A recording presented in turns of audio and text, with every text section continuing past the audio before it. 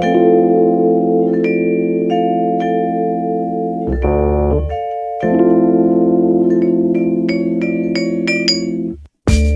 everyone, it's Brian Barletta here, and I'm so excited to walk you through this month's product deep dive with Elsie Bernaiche, Director of Sales at ThoughtLeaders, who's going to talk to us all about their partner intelligence solution. So Elsie, thank you so much for joining me today. Brian, I'm one of the biggest fans of Sounds Profitable, so it's like a fangirl moment to actually be a guest on your show. Across the entire office, we are major listeners and followers of your content, so it's super exciting to be here. Thank you so much. That means the world to me. The support of everybody about Sounds Profitable makes it so much more fun, and we get to share cool experiences like this. So, Elsie, this is awesome. ThoughtLeaders has been a big supporter of Sounds Profitable from the start. I'm so happy to have you as a follower, and it means the world to me. And this is the first product deep dive that we're doing here. And your product is really neat, but it covers so many different things. So instead of me trying to explain it, let's pass that over to you. What is this product that we're digging into today? Yeah, so ThoughtLeaders has set ourselves a pretty big mission for 2022 and beyond. As most marketers know, our world is becoming increasingly cookieless, which means for advertisers and content creators alike, it is going to just pose a new series of challenges in accessing the right audiences and creating engaging content that helps brands support their advertising. So ThoughtLeaders has always been integral and focused on the creator community, as well as, like I said, we actually got our start in the industry primarily operating as a media buying agency on behalf of brands. And what made us so successful has been our data-backed approach. This platform that you're seeing here, this used to just be an internal tool years ago that our team was using to source great partnerships for our brands. But we're ready to unleash it to the world and equip anyone from a podcast network to a talent agency to brands that are doing their own marketing strategies in-house, as well as other media buying agencies. We want to equip them with the same data to make great decisions that bring audience interests a lot closer to products and services. So what we really are looking at doing today, what I'm super excited to show you, is our podcast data. It's not the only type of data we track. We're actually one of the only platforms in the world that allows you to view YouTube data, Twitch data, newsletter, and blog, all types of long form content. And we are going to show you how contextual targeting works. That's awesome. You know, you said something really interesting there, and I think this is really unique for the podcasting industry as a whole. You use this as an internal tool, and you found such success with it that you wanted to bring it and make it pretty much the flagship of ThoughtLeaders, right? Like, this is the product that you're out there selling and that you're out there providing access to for everybody in the space. That's really unique in podcasting because so many other companies, they do great success and then they bring a product internally, they make it their internal tool and then close it off from everybody else. But podcasting, you're one of a handful of companies that I can say had an internal tool. It was incredibly successful and made it a priority to make it available for more people. So really congratulations to you on that, because I think that that shows a podcast first approach and that this industry absolutely can benefit by more sophisticated technical partners coming in and just kind of saying, this is how you can do things. This is some cool new opportunities for you to really explore. Yeah, so something that people always bring up when data becomes public is competition, right? But when we talk about connecting with audiences and what is their relevant interests, there's really no competition between products and services. So why not allow your customers, the listeners of your podcast content, to connect with products and services that are really meaningful to them? That's what the creator of podcasts want to bring when they partner with a sponsor of some kind. So just making that easier and more accessible. And ultimately, the end user, the consumer of content online, they're the beneficiaries of our tool. So and in other media channels where it's obfuscated, the distance between a publisher and the buyer, right? There's so many hands in the pot. I get it, right? It's hard for the publisher and the buyer to work directly, especially if they're smaller. But in podcasting, that's part of the appeal, right? There are major brands out there, even medium-sized brands out there that are doing an amazing job at cultivating that direct publisher relationship. These third parties, these tools that handle every single thing in between for you, they need to be more than just making it easier and making educated guesses. And so by providing tools like this, you're empowering that direct connection, but you're also empowering those middle agencies and like tech platforms to use your data to build something where they can have an even more impressive point, to take other data sets that they have to really expand on it. And that's really exciting. Like that's what I like about the podcast space. The distance between the publisher and the brand is way closer in podcasting than it is in any other industry.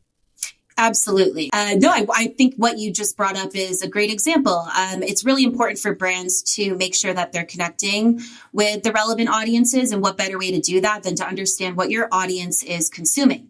So if you are a protein-based product or a supplement or any sort of like athletic greens in the health space, right? You want to connect with audiences where that is their primary interest. So we've made that really easy to understand on the content level. What you're seeing here is we're pulling in millions of podcast episodes every single day across, we're now tracking over 250,000 podcasts worldwide across every language and country. And that's only continuing to grow by several thousand channels every week. Wow. So what we're then doing is we're breaking that content down by the title of the podcast episode, the channel that it's coming from, and we're actually able to transcript the podcast episodes. And that allows us to catch a lot of interesting things. So you can see here, I already opened up any content that's been published recently around the word protein. I can see if the title of the episode is focusing on protein. I can see if they've mentioned the word protein in the transcript. So you can see here, this nutrients for thyroid. They're talking about animal protein, high protein foods. We allow advertisers and creators alike to actually just jump right into the podcast episode where they're actually able to listen to the context of how protein is being spoken about.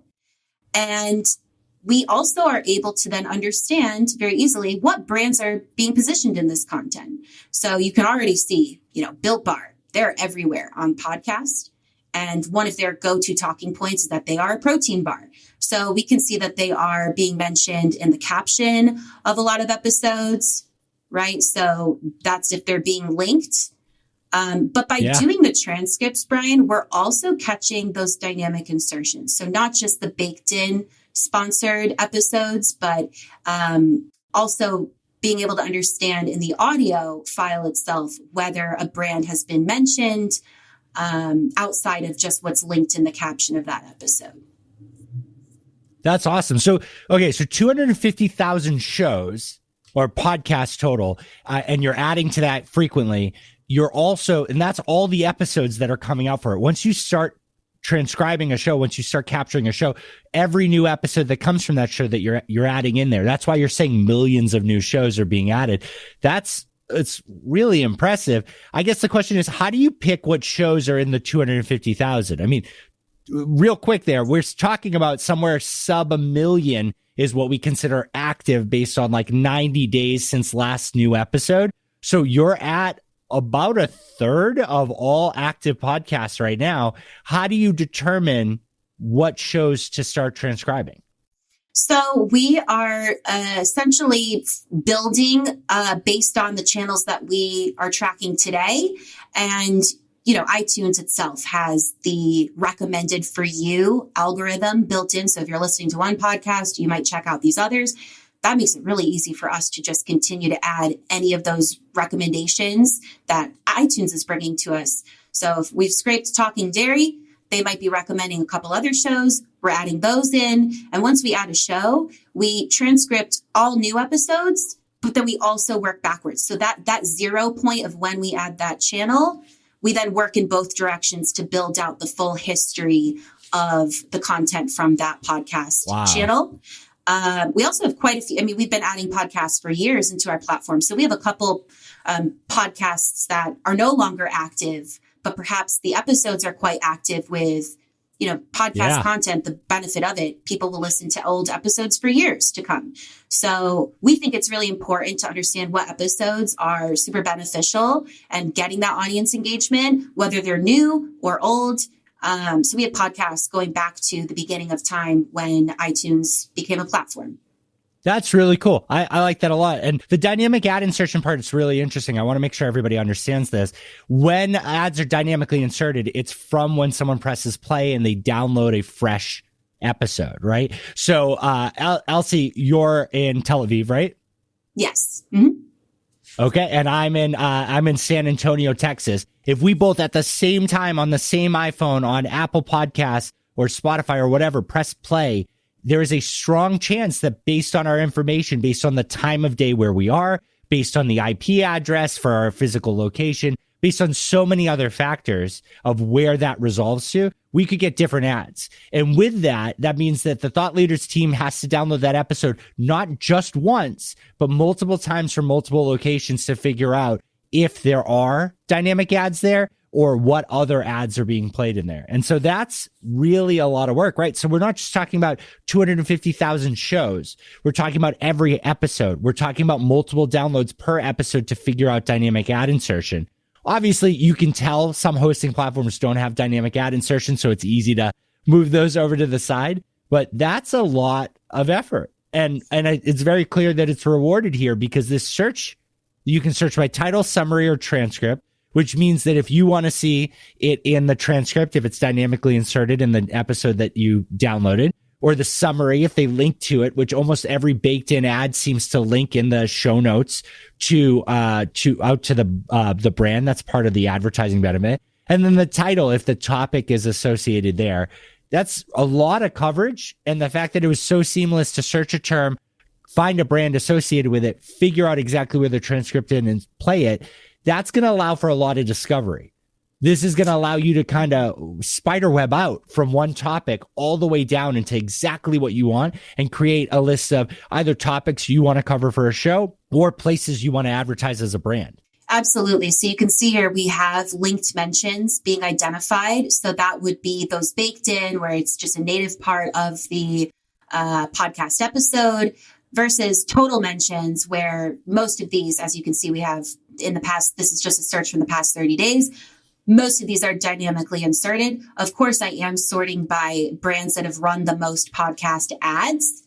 So again, one of the benefits of doing dynamic insertion, you can run a ton of ads. Baked in requires you to hook up with the podcast host, get that read done within the actual audio file of the episode. So when we're tracking total ads run in the past 30 days, most of them are unlinked. Most of them are dynamically inserted. But when we break down by each brand, we can get a better sense of, across the lifetime of their podcast ad history, how many of them are mentions that include a link.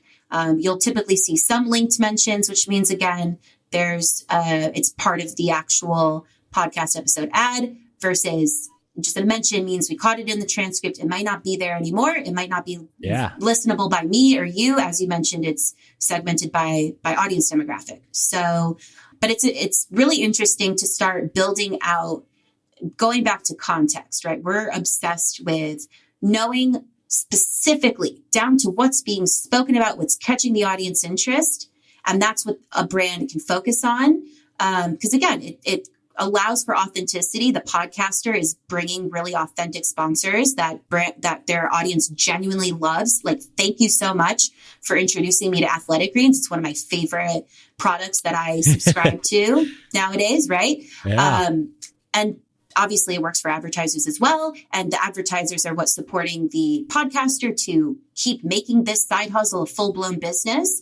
So in looking at, protein, this is an interesting topic. We're looking at almost 3,000 episodes in just the past couple of days from 1,100 individual podcast channels. There's a ton of brands that are seeing traction with this topic that are sponsoring episodes around the topic of protein. We can see exactly who those guys are. I'm right now just looking at sponsorships in the past month and this is just the raw list of brands. we're sorting by total ads run. This is sponsored episodes, but we might want to look at this a different way and say, well, who has the widest coverage? And that's BetterHelp. They're running with 411 unique podcast channels in just the past few days. We can say the date range that this is running over. We can actually see how many times they're running ads on the same podcast channel. So all of these things are helping us start understanding other competitive strategies, understanding what I might need to do if I want to break into the podcast advertising space. And of course, for podcast networks and independent podcasters, this gives you a great insight on what brands you should potentially be reaching out to and working with to get yourself sponsored. So a bunch of different people can use I like this that. data. That's what's so powerful about this, right? I like your creator focus on this because a lot of these things exist for the brand side, and that's awesome, right? You decide that you're going to compete with Manscaped, and you want to know where Manscaped has run, or your complementary product, right? Something that if someone bought Manscaped, they're probably going to want to buy your product based on your market research. You're going to be able to see where Manscaped ran and where they stopped running and how many times they bought per episode and all of these different values that are really powerful there to let you know, well, other people ran campaigns. What can I learn from it? How do I start one step ahead and learn from where they decided to dead end or end a relationship with the show? But on the creator side, it's so powerful, right? Being able to say, I'm similar to this show. Like, how do I get the right advertisers? What advertisers have run on the show? What advertisers have run on shows similar to that? What content topics seem to be the most active for them that are generating more audience and more growth there? And even more so, just figuring out all those little connections on a publisher side to really advocate and say, I'm like this show. I have done well with these brands, and really pitch yourself. That's the powerful part for me to grow a podcast, because right now the competition, there's a limited amount of time that people have to listen to podcasts. So everything you can do to make your podcast more appealing to your specific audience you're going for, and if you want to monetize it, more appealing to the advertisers, this really seems to let me kind of make sure I'm not going towards a dead end. Exactly. So if I am one of those great female lifestyle podcasts that is really talking about my diet this year, 2022, I want to talk about intuitive eating, and my audience finds that super relevant. Last year, I talked a lot about keto, and we know it's a fad diet. And so the topic of today's podcast episode is going to be protein. I want to potentially get an advertiser, a sponsorship partner. Hopefully I have somebody I've already worked with in the past that wants to continue to sponsor my podcast, but I can simply put in the topic protein. And again, I'm getting a leaderboard, right? We can rank by, well, are they working with a lot of podcast channels about this topic? Or maybe they're just running a lot of ads and they're investing a lot of money into that topic. And we can get a sense of, Magic Spoon wasn't ranked in the top 20 podcast spenders on our previous search when we were just looking at total sponsorship. But as soon as I throw in protein, we can see that this is a topic they really care about.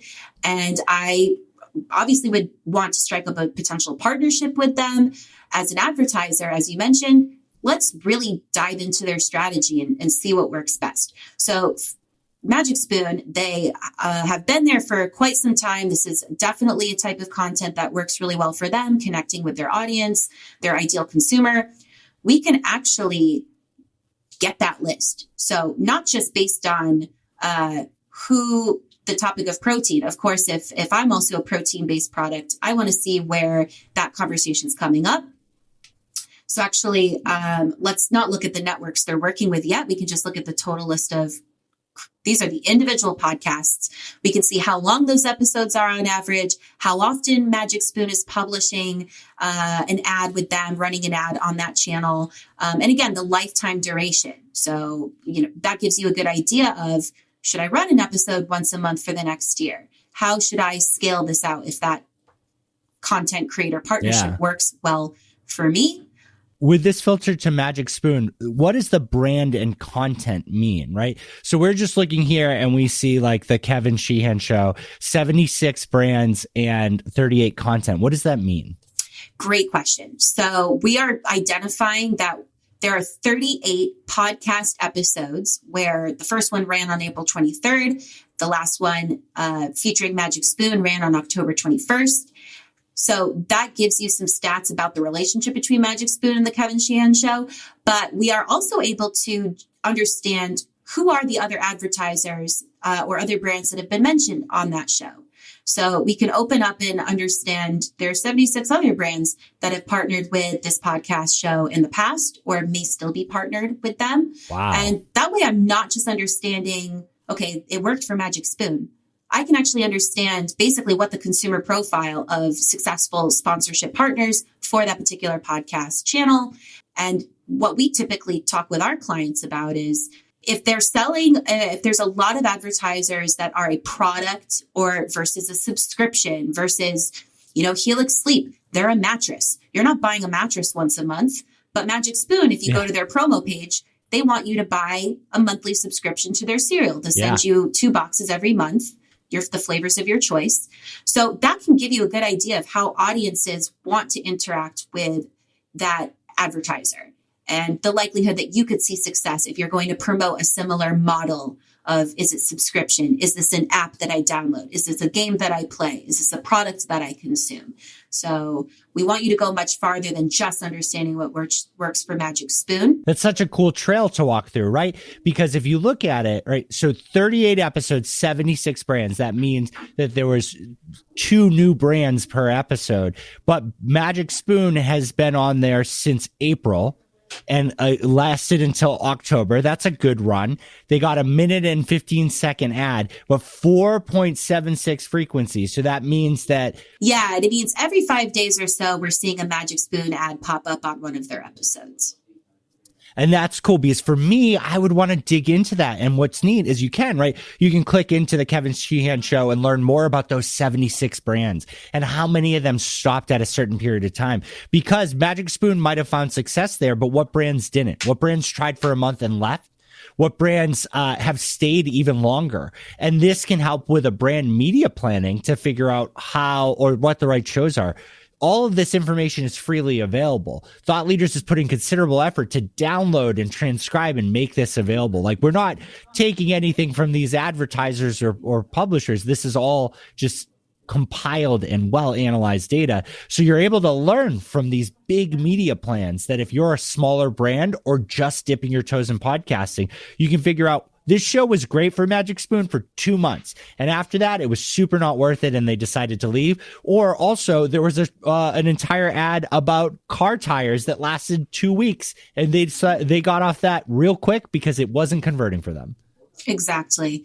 So here we can see the frequency of those published dates where we're seeing Magic Spoon alongside a bunch of other sponsors, right? Like they overlap with stamps.com in several of these episodes. So they're hitting the same cadence of running ads as stamps.com. But we can also see a different segmentation here of Mint Mobile where they've been overlapping mostly in just the month of August.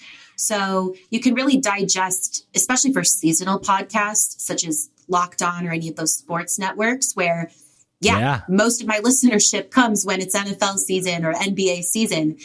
When's the best time to advertise? What, even down to, does conversations around the Clippers versus the Celtics versus specific players?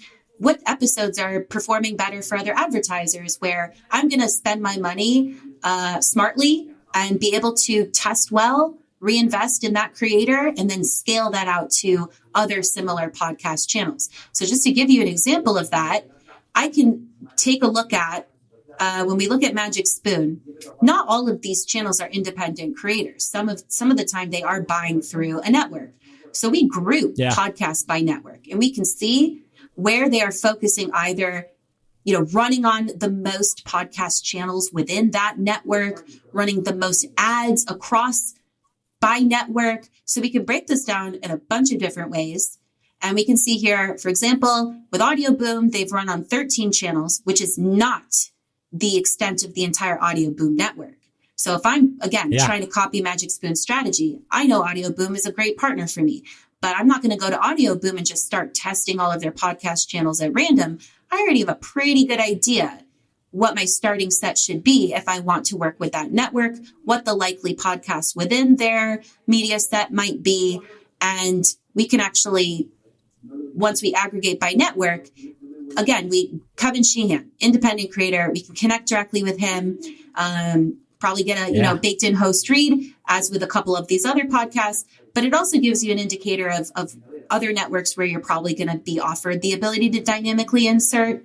So again, as you're going through your planning, you can get an idea of, I can run programmatically, which means I'm buying per impression versus, with baked in, you're paying a flat rate for that episode. So again, how are my dollars working for me? And I think it's important to also show you, we can do the reverse. So I can then look at Audio Boom. And again, I'm just looking at channels that have been publishing content recently. We're looking at like 89 total thought leaders.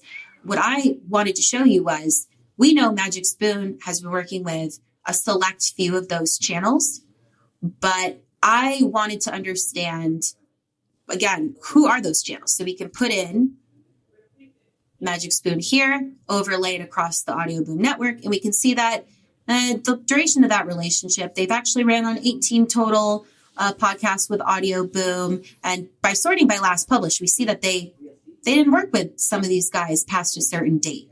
So again, I'm able to just skim the cream of the crop, skim right off the top of the best potential opportunities, and understand what that media buying relationship will look like, all before I ever even outreach to Audio Boom. I'm already equipped with the strategic. That's great.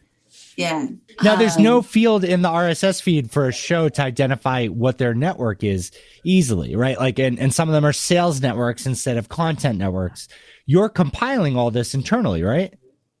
Yes. So, it was a major architectural change in our database. We only used to ever track individual podcast channels. We've done a ton of industry research to compile these guys into various networks. Again, so we can get a sense of where the investment lies. Like, I think one of the other things that we find interesting is we can track what the Magic Spoon's investments are on Audio Boom, but we can actually then look at, well, are they even the top sponsor of Audio Boom's content? And what we're seeing here is we're looking at sponsored mentions across the Audio Boom network in the past year or so. We're seeing by far and away, both by the number of channels that they've run on within that network or the total number of ads run. Magic Spoon is 14th in the ranking, right? We're actually seeing BetterHelp and HelloFresh are at the top. So it's really important to look at things from a network perspective because, if you're a data junkie, you want to look at aggregates to begin with. So this gives you a breakdown of, the consumer profile across all listeners of Audio Boom content, not just, channel specific. That's very cool. And so if I am a network or a rep firm or anything like that, this data's here, right? Thought Leaders has the rights to it. They're gathering it. They're collecting it. But part of it is making connections. So if I was a rep firm and I handled a bunch of shows exclusively, I could provide that information to Thought Leaders for you to correctly list and make it easier to contact me, correct? Yeah. So, we've established relationships over the past 5-6 years with bunch of networks and agencies. So of course, we welcome you to update your listings. We have a bunch of ability you can see here as a super user. I can access anyone's user profile, but that by nature gives an advertiser or a talent agency or an independent creator the ability to create a user in our platform and upload their own data. So we're constantly, we use a lot of publicly available data. By the way, I think it's important, Brian, to mention all the brands listed here and all the data we're tracking is strictly through doing a really good job transcripting and catching links. We're not working independently using internal data with any of these brands or advertisers. Correct. But that being said, talent agencies, they've spent years building their talent roster. We definitely want them to come in and update that information on a frequent basis. So it's a combination ultimately of internal and external data, but it's pretty much open source. You can come in and correct what you want. Otherwise, we're going to pull what's publicly available. And that's why it's a great solution for creators, talent agencies, and advertisers, because if you're a creator or a podcast network and you want to sell to and acquire new sponsorship partners, we have all the contact info for the marketers at these brands. And on the flip side, when you look at the list of networks or podcast channels, We also, just by clicking this export button, you'll get the contact information to the ad salesperson at the network at the individual podcast level. So again, we're actually facilitating those conversations, but I'm sure you've seen this before. Sponsorship marketplaces, not been a super successful model in terms of ad tech. So here's the email, have that conversation, own that negotiation and that partnership yourself. That's really powerful. And that's, I would say the biggest thing here is if you represent yourself or someone else represents your inventory, have them connect with thought leaders to make sure it's entered correctly, because this is a great tool to figure out what type of content you want to create and what type of advertisements you want to work with you as a publisher. And for advertisers, it's to figure out where you want to be. Right? Sometimes you're going to find that there's a better conversation to have. That magic spoon example with Audio Boom, there's a story there. I guarantee it. Knowing the CRO at Audio Boom, I promise that there's a deep story as to why that only ran for a certain amount of time with those shows, or why it was only on certain shows. And that is going to be something that you're going to want to strategize with them. So this is a great place to figure out who you want to contact, how granular you want to get, what type of content you want to make, what type of advertisers you want to attract. But the best part about this really is that Thought Leaders is saying, and here's the information. Being part of this, by using this tool, we're going to connect you. We're not even going to connect you. We're going to let you connect directly, if you'd like, with these people. We're not here to stand in the middle of it. We are an information tool to power your creation and buying experience. And I really got to hand it to you. That's a really cool value proposition. So, Brian, I want to leave you with one more thing, because this stat blew my mind, and I only think we're going to see growth in this space in 2022 and beyond. But podcasting, the number one place to listen to a podcast is apparently YouTube. So although we've traditionally experienced podcasts as an audio format, it's an ever-growing space. I mean, YouTube just hired like a department head for their podcasting department, which is newly created as of this year. So even YouTube is aware that they are a podcast platform these days. Again, Thought Leaders, because we can track all these different formats, we are one of the few tools out there, if not the only one. I don't want to, claim that title, but we can tell you all of the podcasts that simulcast on YouTube. And that's an invaluable aspect as an advertiser as well. Some advertisers want just the audio, doing dynamic insertion. Some of them want to get the sponsorship in the video clip. Some of them want both. And some podcasts offer the ability to book and add both audio and the video on YouTube. So what we've gone ahead and done is we're going to show you the bigger picture. We've really talked in depth, using Magic Spoon as an example, how much they've invested over time in the podcast space, what's working for them, and that's short tracking other companies to making those smart decisions. But we didn't talk about how that relates to their overall strategy. And that's what Thought Leaders is going to equip you to do, go one step further. You can clearly see that in raw bulk, talking about episodes or video ads, right? Sponsorships, they're pretty much neck and neck. They're running the same number of podcast ads as they are YouTube sponsorships in the past year. They're lining up pretty much the same with other brands, in the sense that the YouTubers they're working with, there's a ton of other brands sponsoring those YouTubers, as well as we saw they're overlapping in the same podcast episodes with a bunch of other brands. And you can see, though, this is a big one, the number of channels. So they are continuing to look for the diamond in the rough on YouTube. They're testing a ton more and working with a ton more YouTube channels individually. And they're returning all of this podcast volume and ads as being returned to the same, somewhat smaller group of podcast channels and networks.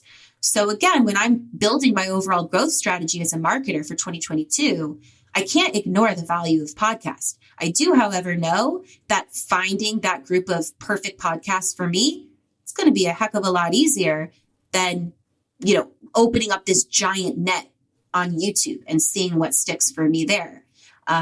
We graph that out over time. So you can see, like I mentioned before, there are times of the year. Obviously, the end of 2021 during the holiday season is a great time for most advertisers to be pushing their budgets. But we can show you, times of the year that you should be really maximizing your budget and investing the most into testing or renewing on specific creator channels. And we also can give you a breakdown of the type of content that's working best. And this truly is brand specific. If we put in Manscaped here, we're going to see sports and entertainment blow up versus Magic Spoon. They're focusing on that health and fitness, some food channels, a lot of lifestyle channels. So we're giving you that overall picture and bringing the two worlds of YouTube and podcast together. And that's the best way to take a success that you've experienced on podcast and scale that on YouTube. Or on the flip side, I've only ever been sponsoring YouTube influencers. How can I replicate that on podcast and just enter that space, light years ahead of some of these pioneers of podcast advertising like BetterHelp or Manscaped that have been doing it for 4 or 5 years at this point and know what works for them. So yeah, I like that a lot. Mm-hmm. I'm such a big fan of the mindset that podcasting is one part of influencer marketing. It's a very strong one. It can be the only one, but I think more and more what we're finding out is that a well-rounded influencer is a very attractive opportunity, right? To get that brand associated everywhere that they step. And you're able to track newsletters, blog posts, Twitch, YouTube, and podcasts in there. And that's really awesome because as each of those expand, it's interesting to talk about YouTube expanding, but it is for podcasting, and Twitch is continuing to grow and grow. Amazon is putting considerable effort there. Google continues to put considerable effort into YouTube. All of these things are really critical. So if you're just looking for podcasts that are successful, yeah, absolutely. You can buy directly from the biggest rep firms and the biggest networks and groups out there and likely do fairly well. But when you want to dig in further, when you want to build a custom plan, when you want to find out a few more things, what you're going to find out is that some of the best converting podcasters convert best because they're more than just podcasting. And this is going to let you find those people. I loved that stat that showed that they're doubling down on podcasting. The growth in podcasting is pretty neck and neck with YouTube, but the number of podcasts is almost half, meaning that growth is getting redistributed to those same podcasters. But in YouTube, they're still figuring it out. They're still trying. As much as there's growth, there's a new person with that growth. These are insights that are incredibly valuable for planning out a year or even looking at your past year and say, how did my strategy look? Mm-hmm. So this isn't just about me seeing how Magic Spoon did, but it's about Magic Spoon seeing how they did through the eyes of third parties, through the eyes of someone looking at it completely aggregate, pulling together multiple channels. I think this type of data is really powerful. I think the only thing I have to say for it is if you're using something like this, you need to be comfortable asking questions. And the Thought Leaders team is very good at answering them. As they've walked me through a bunch of stuff that I had questions on, they knew exactly how to frame the thought. They knew exactly how to bring me to the right information. These tools are open-ended and can let you explore so much. But what you really need to be comfortable with is asking questions with a peer as you go through them. And so I'm excited to see this continue to grow, and I'm excited to see more people use it. Yeah, we offer still that hands-on service. We want to equip people with data, but at the end of the day, we have an entire team we've grown from 11 employees to 30 plus in this year alone, which has been exciting. Awesome. And we still offer the hands-on service, an account manager that can not only show you the right channels to get in touch with and help you build your strategy, but we can do the outreach for you. We can help you manage your campaigns from measurement to where to scale, what to test next, how to reinvest. So I think the best thing to do is to talk with us and to test out our data. So Brian, I wanted to make sure that the listeners of today's episode had the ability to check out Thought Leaders. We are offering any of your listeners to try our platform, $30 for 30 days. And we will share, we have a discount code, so you can come right to our website and get started. And you will definitely be talking directly with me. So I hope to hear back from people and be able to show them, their own brand strategy and continue to talk data at the end of the day. And at the end of this video, you'll see a page that will show you everywhere to go, where to enter in the promo code, where to learn more, how to contact Elsie. And please, $30 for 30 days sounds awesome. Try it out. And I want to hear how you enjoyed it. So reach out to me, reach out to Elsie, and I'm excited for more people to experience Thought Leaders. Thank you so much for joining me today, Elsie. Oh, it was a pleasure, Brian. I hope I get to be a guest in the future. It was such fun. Yeah, we'll definitely have you back. Thanks.